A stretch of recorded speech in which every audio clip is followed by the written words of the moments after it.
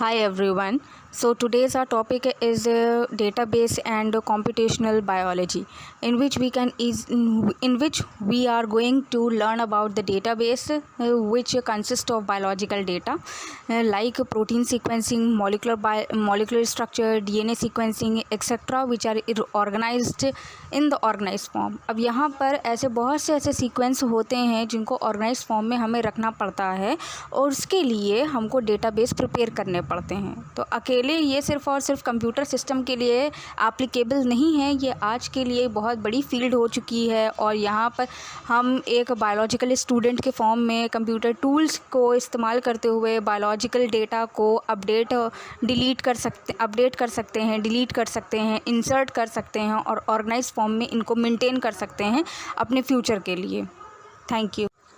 Biological database होते क्या हैं उसके बारे में हम यहाँ पर बात करते हैं। These are the store of biological information. Biological information में कुछ भी हो सकता है, डीएनए हो सकता है, आरएनए हो सकता है, प्रोटीन हो सकते हैं, एमिनो एसिड्स हो सकते हैं, कुछ भी।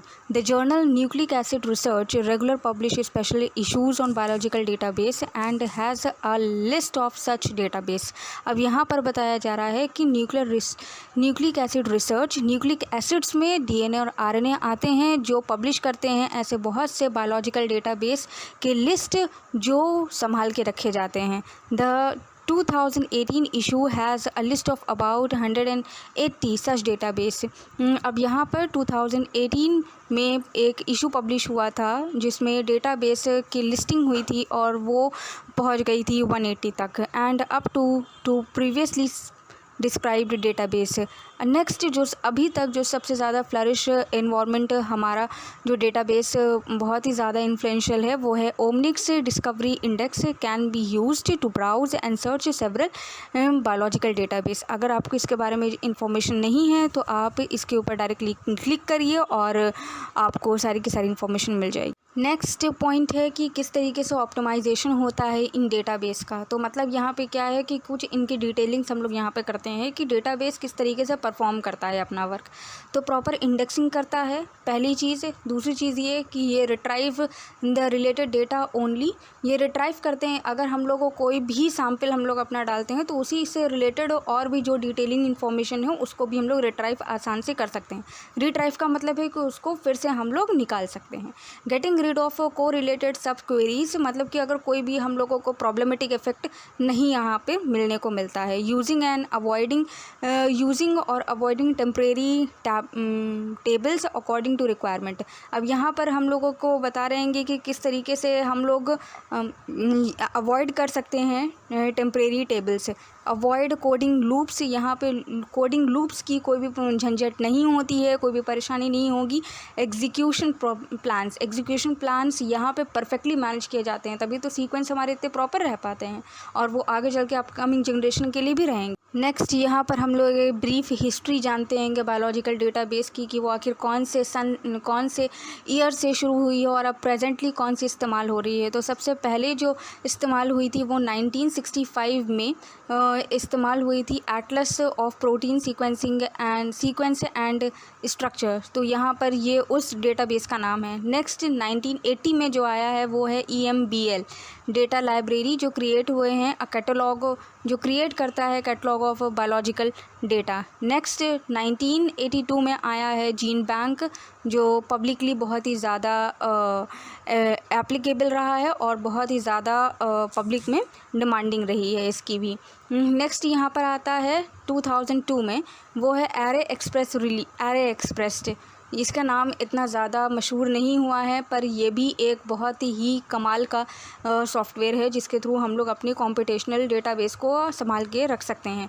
नेक्स्ट आता आएगा 2005 में, वो है हाई थ्रूपुट सीक्वेंसिंग सिस्टम। ये पहला ऐसा सीक्वेंसिंग सिस्टम था जिसके थ्रू सीक्वेंस किए गए थे पूरे का पूरा फुल ई कोलाई को जीनोम। नेक्स्ट प्रेजेंटली जो हम लोग इस्तेमाल कर रहे हैं वो है मल्टी ओमिक्स डेटाबेस, जो बहुत ही ज़्यादा एक्सप्लोर कर चुका है और बहुत से रिसर्च पेपर में इसका नाम भी आ चुका है। बायोलॉजिकल डेटाबेस की कई वैरायटीज़ मार्केट में मौजूद हैं और ये कई तरीके से डिफरेंशिएट भी हो सकती हैं, जैसे प्राइमरी, कंपोजिट, सेकेंडरी, स्ट्रक्चरल और स्पेशलाइज्ड। तो उसमें से कुछ मैं उनका नाम लेना चाहती हूँ। जैसे प्राइमरी है उसमें जीन बैंक और DDBJ आ जाता है, जीन PIR भी आता है। कंपोजिट में हो जाते हैं यूनिप्रोट, ये बहुत ही ज़्यादा इस्तेमाल हुए हैं। सेकेंडरी में है PFAM, ये बहुत ही ज़्यादा पब्लिक में आते हैं। आगे है यहाँ पे स्ट्रक्चरल, जिसमें आते हैं RCSB, CDB। और नेक्स्ट है स्पेशलाइज्ड, जिसमें क्लस्टरिंग है, बिब्लियोग्राफी है, expression, taxonomy, interaction, pathway, enzyme, micro RNA, small molecules, ये सारे के सारे बायोलॉजिकल डेटाबेस हैं जिसके थ्रू हम लोग बायोलॉजिकली बहुत से ऐसे डेटास को सिस्टमाइज वे में या फिर उनकी प्रॉपर इंडेक्सिंग करके अपने डेटाबेस में इस्तेमाल सावधानी से रख सकते हैं। और यहाँ पर मैंने आपको कुछ पिक्स भी दिखाई है, जैसे जिसके थ्रू आपको विजुलाइज हो जाएंगे कि आखिर उनका काम क्या है और वो किस तरीके से काम करते हैं। So thank you everyone. I appreciate all the subscribers who have subscribed my channel and their applications.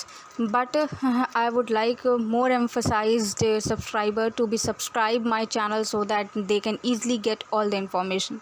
मैंने डिस्क्रिप्शन बॉक्स में कुछ ऐसे लिंक डाले हैं जिसके थ्रू आप लोग डेटाबेस के पर्टिकुलर फॉर्मेट तक कायदे से पहुंच जाएंगे, जिसमें जीन बैंक है, यूनिप्रोट है, NCBI है, ओमिक्स का है।